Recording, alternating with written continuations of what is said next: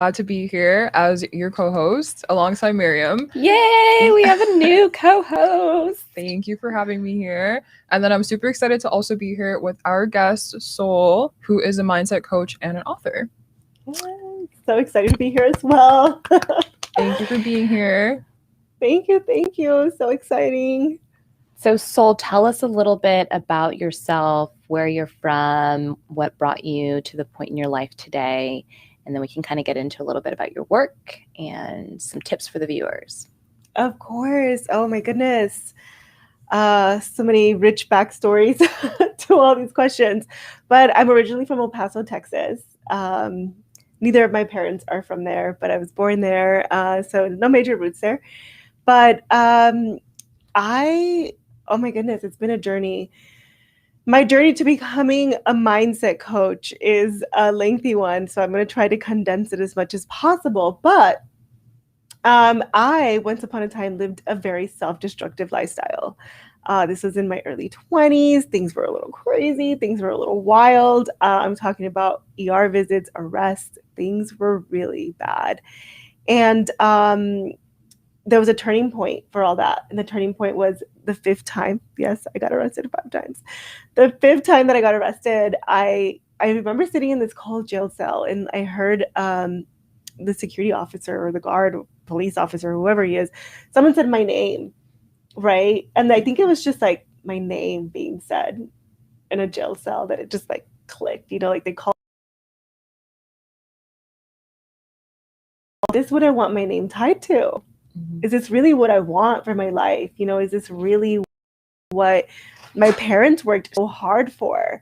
My dad was significantly older than my mom, and he was he lived through the Great Depression and segregation, and just to have this work so hard just to do nothing with my life and just kind of throw it away. My mom's an immigrant from Mexico and also worked really hard to be here. And I'm like, is this really what I'm doing?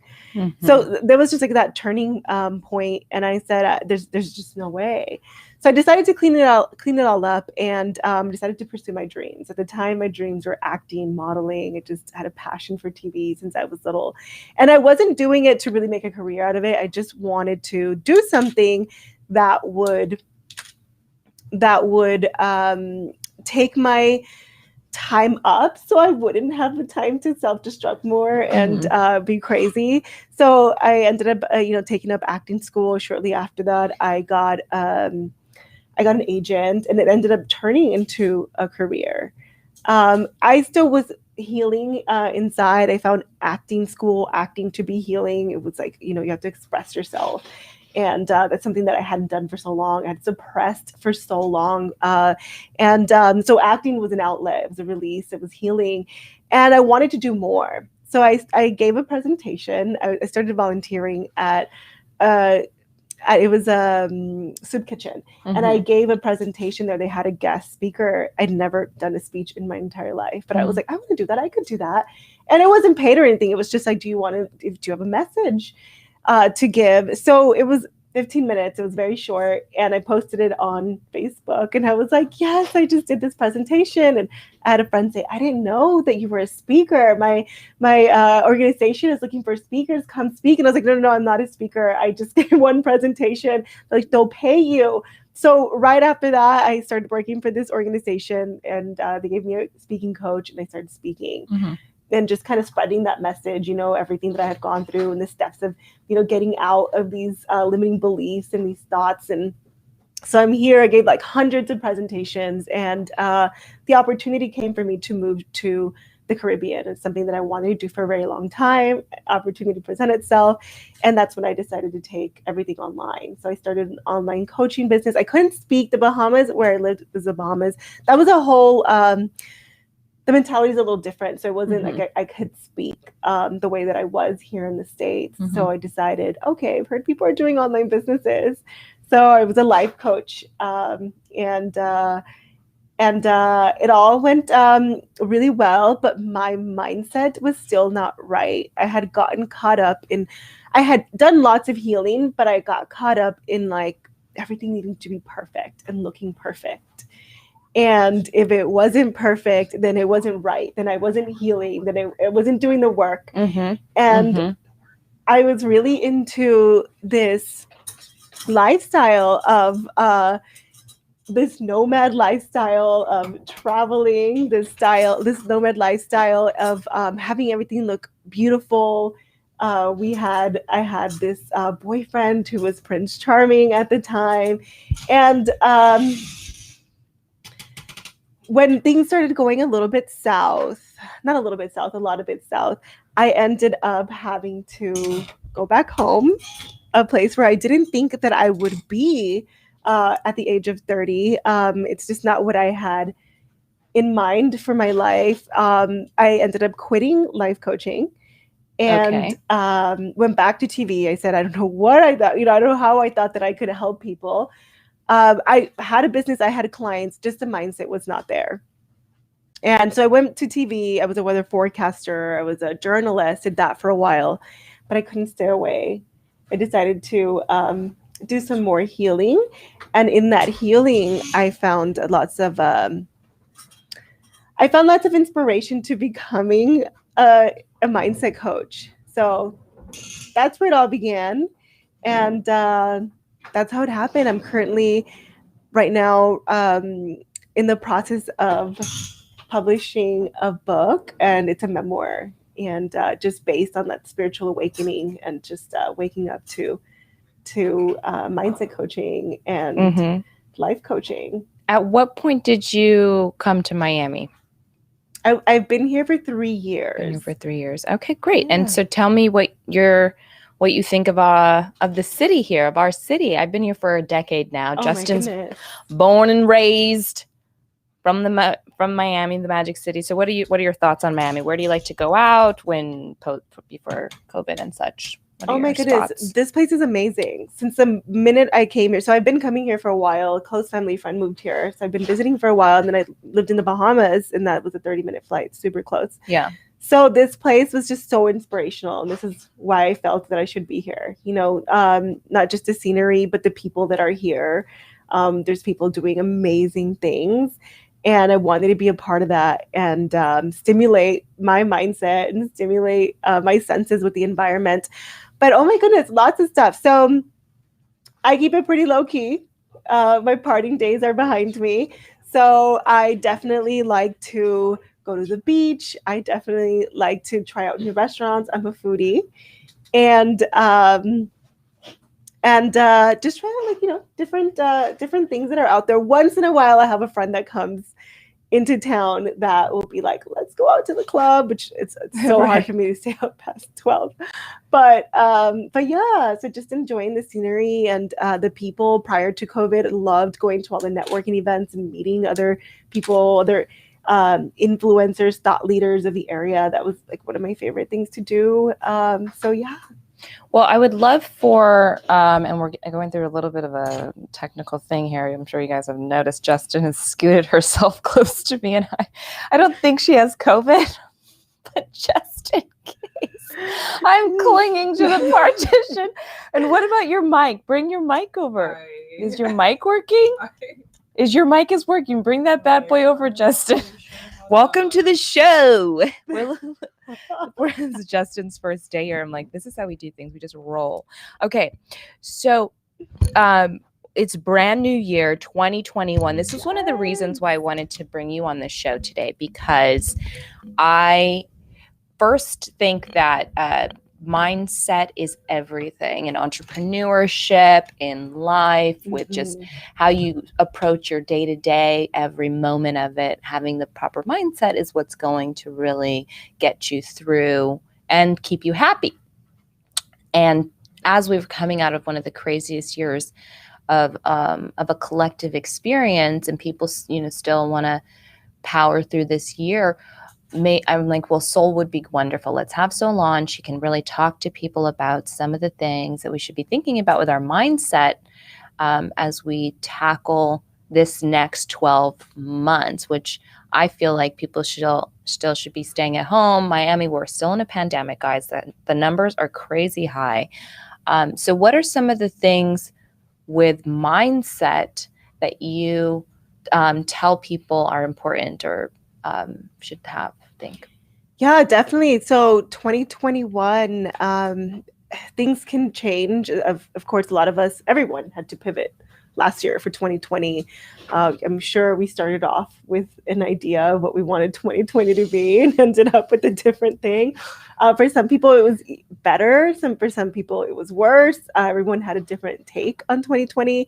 But 2021, I always believe that you should have an intention on where you want to be at the end of the year. So like it's December 2021. Where are you? What are you doing? And if you don't know, you don't have this like precise goal or intention, how do you want to feel about yourself, about your life, about your body, your business, whatever it is you're trying to accomplish? Do you do any meditation or anything like that?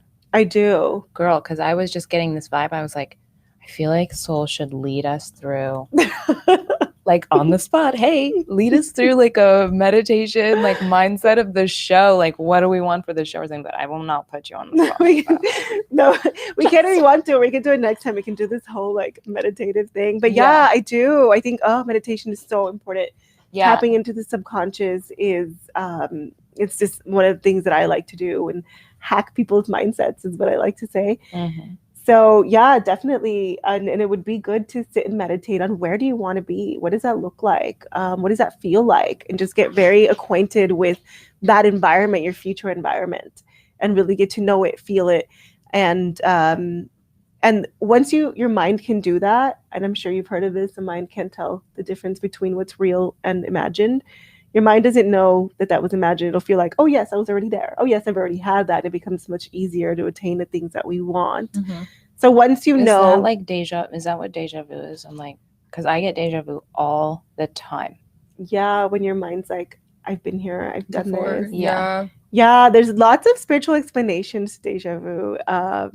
But yeah, you can create your own version of it, of like, I've been here, I've done that. And it's easier to get there if your mind feels like it's already done it, rather than this is uncertain new territory. And, I don't know how I'm going to do it. And it gets scared, rather than, oh yeah, you've done this before. You've been there before. And if you train your mind properly, you will feel like it's already done. That's one of my favorite things with my clients is once you say it's already done, it's already done.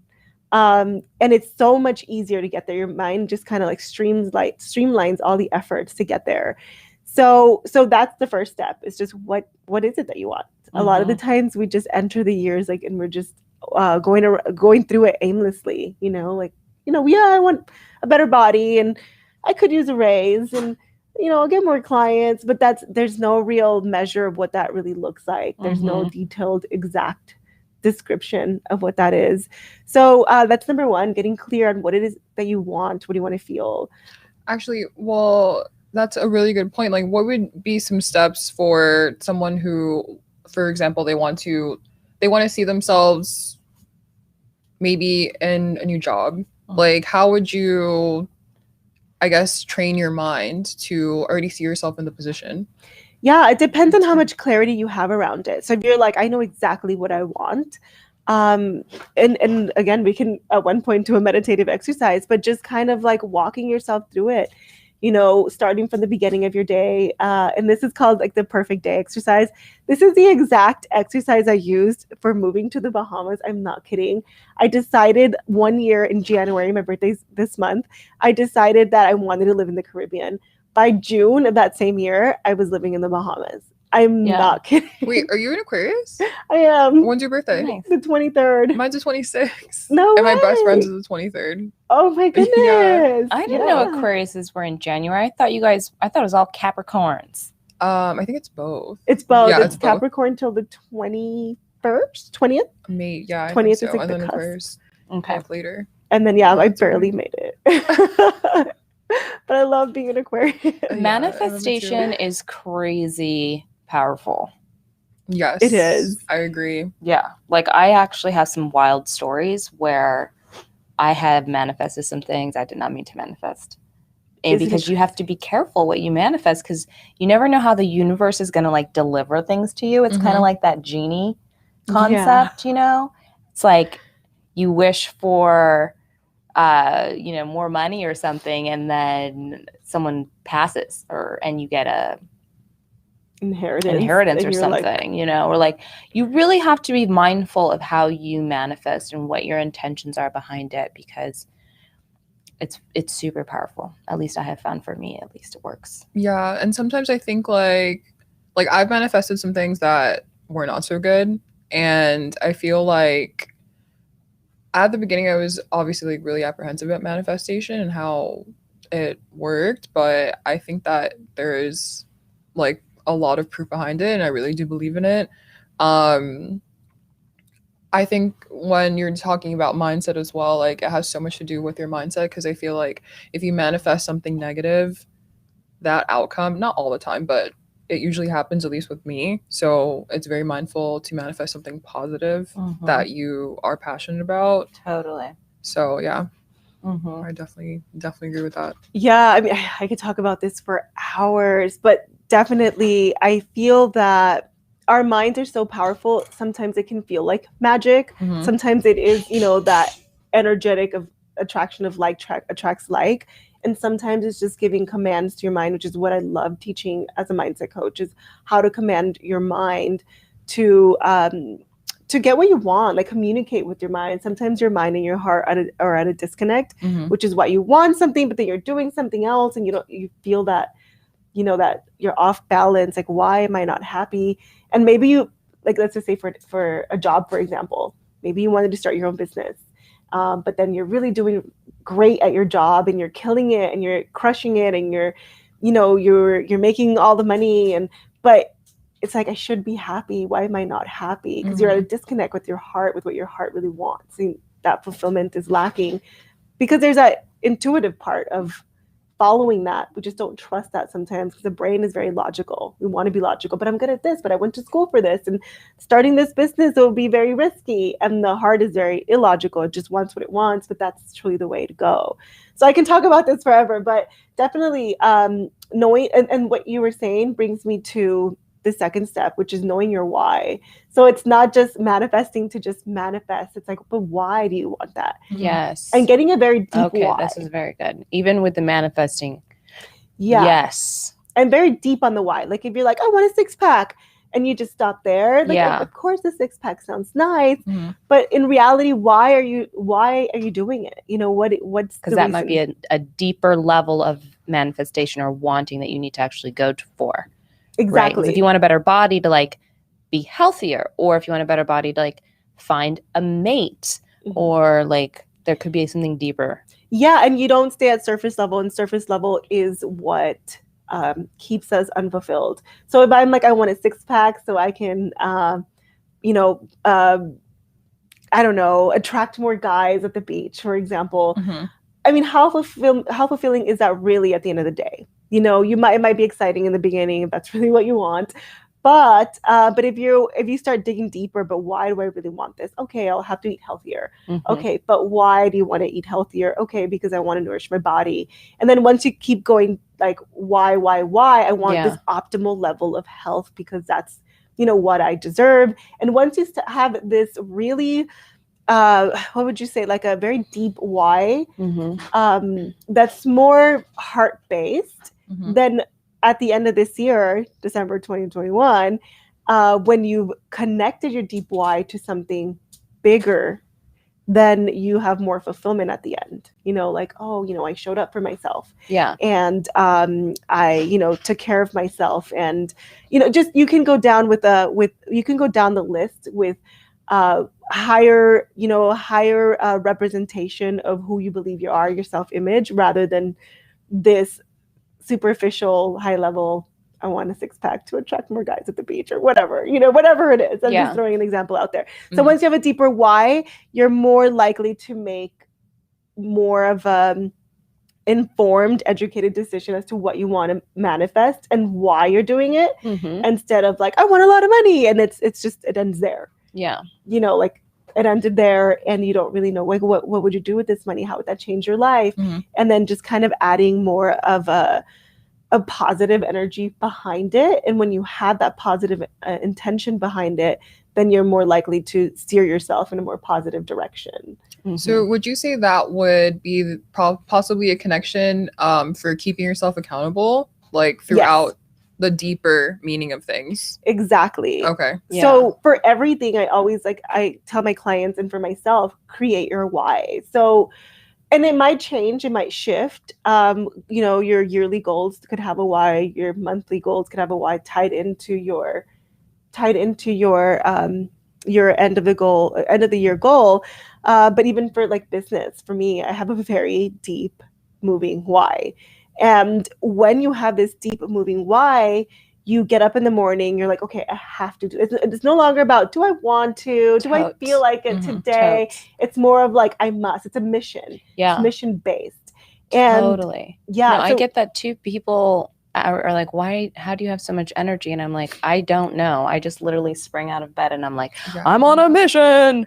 And like, also I'm like extremely tired all the time. Like, but I have this energy level. And I think that it's because I'm very clear on my why and my purpose. What if people can't figure out what their why is? Can you help them figure out why? Like, I think a lot of people struggle, like, why am I here? Why do I exist? Like, what is my purpose in life? Can you help people figure that out? Yeah, that's definitely something that's more like people have to, like in intrinsic, people have to figure that out on more their like own. Soul searching. It's a different type there are different, like definitely questions, Yeah. Asking deeper questions about what you want out of life. A lot of the times we underestimate how much our passion is directly correlated with, our mission. A lot of the time we believe like, oh no, that can't be it. Or it can't be so simple as like, my mission is to be a mom. I have to have this big, like huge vision, when in reality, it might be something smaller for you. And it's wherever your passion lies, like your heart knows a way. Your heart knows a way. So wherever your heart wants to go, that's where you need to be. As scary as it is, as unconventional as it can be, that's where you need to go. So there's definitely like a lot to explore there, and like lots of layers that need to be peeled into, what is it that I want out of life? What is my why? And it can shift. For me, it shifted just last year, 2020. A lot of people tell me that too, that it shifts for them, and that's okay. And that's fine. It's I mean, every day that you live. That doesn't mean you're fake or anything. No, it just means that maybe you discovered a new part of yourself that you didn't know was there. But yeah, so mine, I had a why. I had like, okay, I can't have my past be in vain, and I want to do something about it. And I'm holding all this information about setting yourself free and breaking from these limiting beliefs, and I have to share with the world. It's like my social responsibility. And for the longest time, that was my why. And I did feel like this calling of going bigger, and not so much for myself, but just helping people, and which is still part of my why.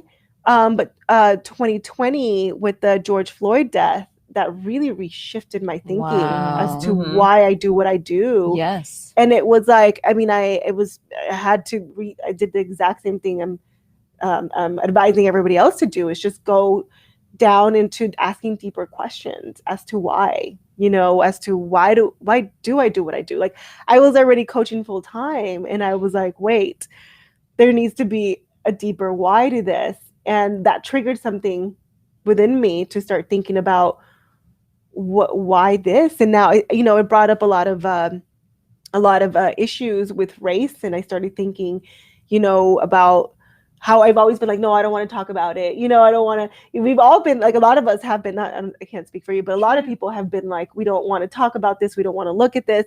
But it started a lot of conversations around race. And for me, coming from a biracial background and just not really ever really wanted to like face it head on, made me think a lot about, why am I doing this? This is not the work that I do here is not just for the people that are here, it's for the generations to come, and also the generations that came before me.